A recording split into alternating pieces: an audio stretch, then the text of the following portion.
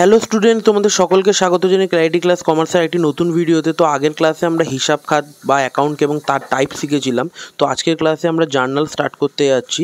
তো তোমরা আগের ভিডিওটা দেখে নিই, আজকের ক্লাসটা শুরু করো। জার্নাল কি? জার্নাল হলো আমাদের যেই লেনদেনগুলো সংগঠিত হচ্ছে প্রতিষ্ঠানে, সেটাকে কি লিপিবদ্ধকরণ করা, ঠিক আছে, যেটাকে আমাদের বলে জাবেদায় তোলা বলে।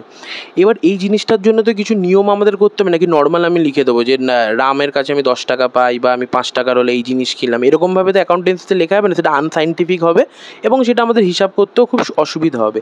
তার জন্য আমাদের অ্যাকাউন্টেন্সিতে কি জার্নালের শুরু করা হয়েছিল। তো জার্নালের ক্ষেত্রে আমাদের কি হয়, দুটো নিয়ম সাধারণত ফলো করা, একটা হলো গোল্ডেন রুলস, একটা আমেরিকান রুলস। আমরা এখানে গোল্ডেন রুলসই শিখবো, ঠিক আছে, যেটাকে ব্রিটিশ রুল বা সুবর্ণ নিয়মও বলে।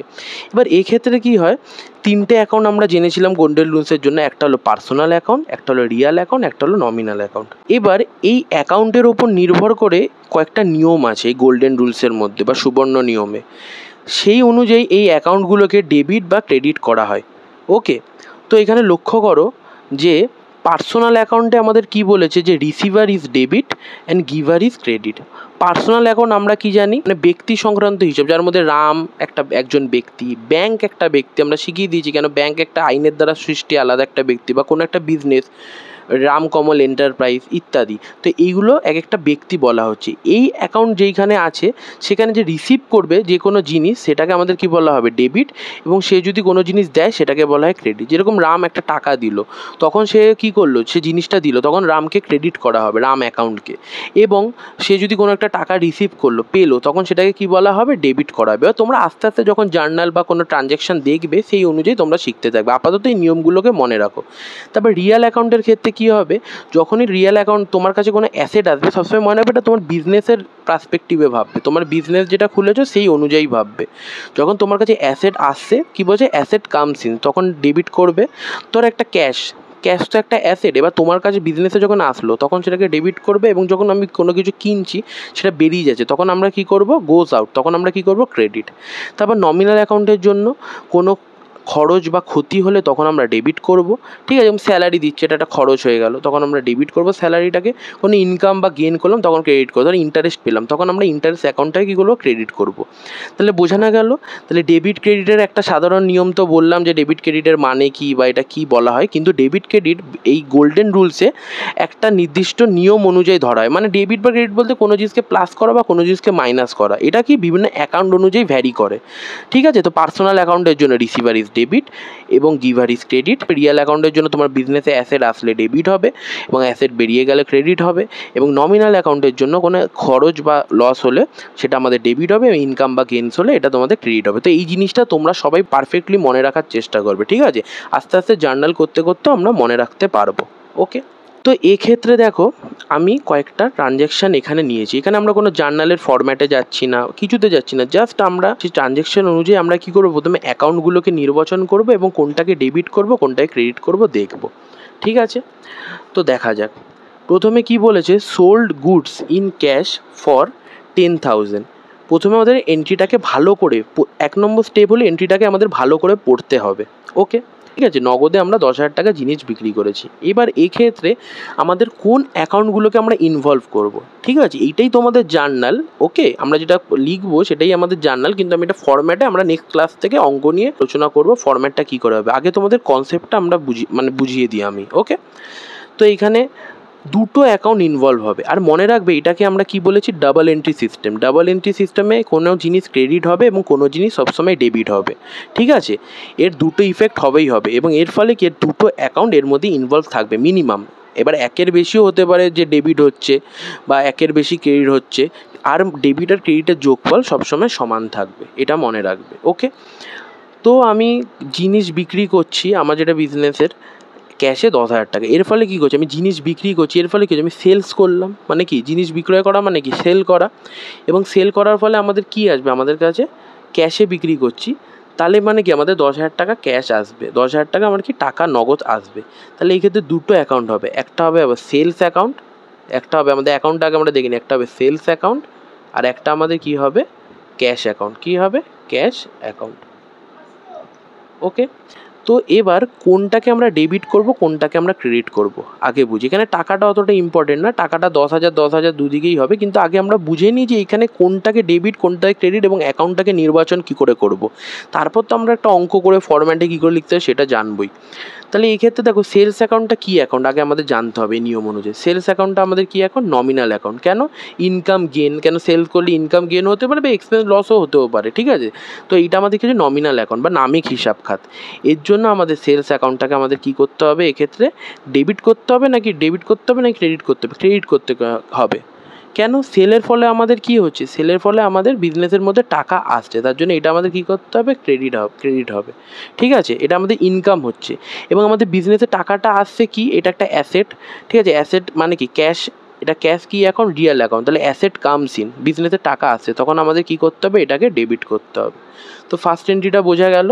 তাহলে সেলসকে আমাদের কি হচ্ছে? ইনকাম বা গেন হচ্ছে বিজনেসের জন্য, তার জন্য আমাদের ক্রেডিট হবে, এবং ক্যাশ তো আমাদের আসছে, তার জন্য আমাদের ডেবিট হবে। তাহলে আমরা প্রথমে এন্ট্রিটাকে পড়লাম ভালো করে, তারপর আমরা দুটো হিসাব খাত, মিনিমাম দুটো হবে, দুটোর বেশিও হতে পারে, আপাতত এখানে দুটো হয়েছে, এই দুটো হিসাব খাতকে আগে মার্ক করলাম, তারপর ডেবিট ক্রেডিট নির্ধারণ করলাম। এইগুলো প্রত্যেকটাই 10,000 টাকা এবং 10,000 টাকাই হবে। তো সেইটা আমাদের দরকার নেই জানার এখন।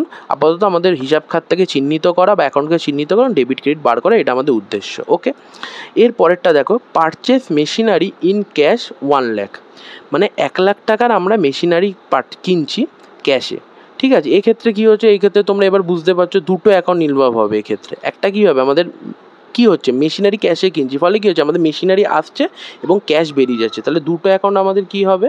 একটা হবে আমাদের মেশিনারি অ্যাকাউন্ট, আর একটা আমাদের কী হবে?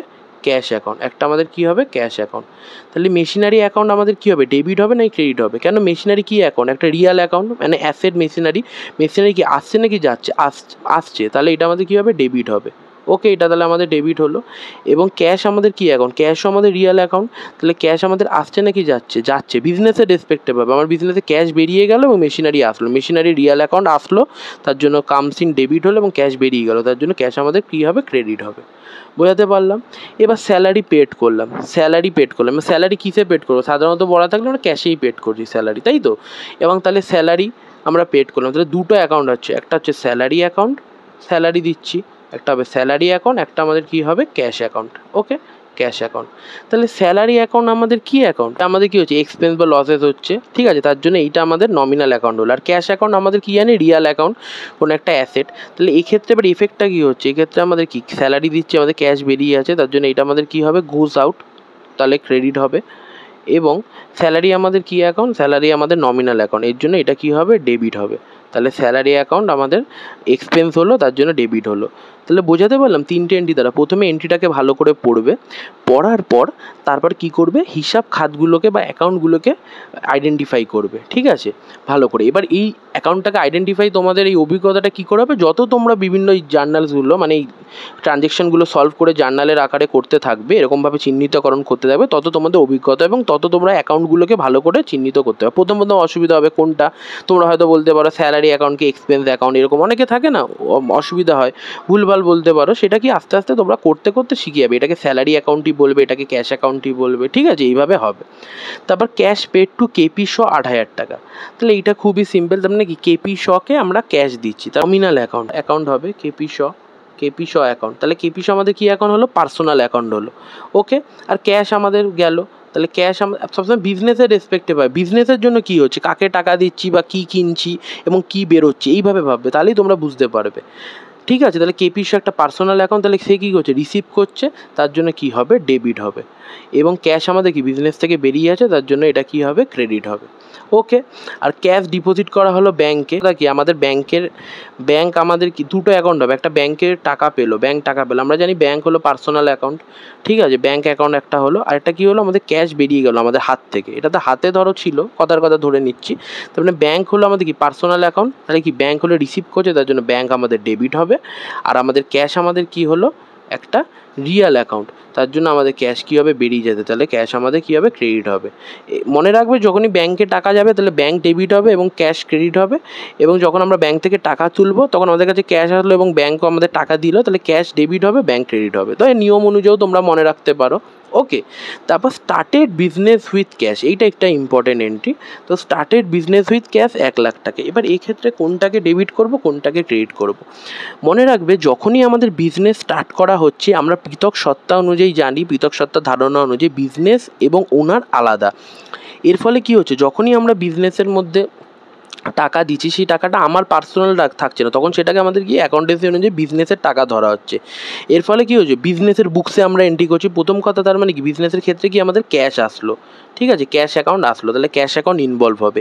এবং এবার আমি যে টাকাটা দিয়েছি, আমাকে তো আমার নাম দিয়ে বোঝানো যাবে না, আমাকে কি দিয়ে বোঝাতে হবে, আমাকে একটা ওয়ার্ড দিয়ে বোঝাতে হবে। সেটা আমাদের কি বলা হচ্ছে, বিজনেস যখন আমরা যে সমস্ত ধন সম্পত্তি নিয়ে কারবার শুরু করেন, তখন আমাদের কী বলছে, ক্যাপিটাল, তখন আমাদের কি ক্যাপিটাল অ্যাকাউন্টকে ধরা হবে, ঠিক আছে, ক্যাপিটাল অ্যাকাউন্ট ধরা হবে। তাহলে যখনই বিজনেস আমাদের স্টার্ট হবে, তখন প্রথম কথা ক্যাপিটাল অ্যাকাউন্ট তো থাকবেই থাকবে, যদি ক্যাশ দিয়ে বলে ক্যাশ থাকবে, ফার্নিচার বলে ফার্নিচার থাকবে, যদি ক্যাশ ফার্নিচার দুটোই বলে তো ক্যাশ অ্যাকাউন্টও থাকবে, ফার্নিচার অ্যাকাউন্টও থাকবে এবং ক্যাপিটাল অ্যাকাউন্ট থাকবেই থাকবে। এক্ষেত্রে বিজনেসের জন্য কী হলো, ক্যাশ আসলো, তার জন্য ক্যাশ ডেবিট হবে এবং ক্যাপিটালটা আমাদের কি হবে, ক্রেডিট হবে। কেন, এইটা আমাকে রিপ্রেজেন্ট করছে, আমি টাকাটা দিচ্ছি, এবং ক্যাপিটালটা আমাদের কি বিজনেসের জন্য কি লাইবিলিটি।